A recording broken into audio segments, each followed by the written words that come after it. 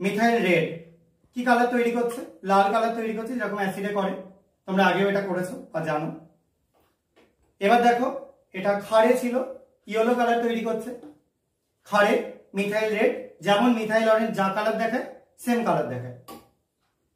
এরপর আমরা লবণের দ্রবণে দেখো, এটা যেরকম মিথাইল রেডের নিজস্ব কালার সেটাই শুধু ডাইলিউট হয়ে গেছে বা লঘু হয়ে গেছে, অর্থাৎ কালারে কোনো চেঞ্জ হয়নি।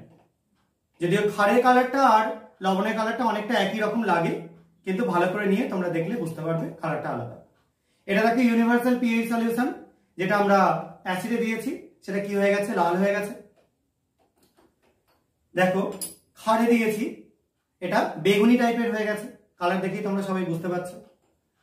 আর এটা আমরা দিয়েছিলাম একটা প্রশম দ্রবণে। দেখো ইউনিভার্সাল সলিউশনটা প্রশম দ্রবণে যেরকম সাধারণ কালার থাকে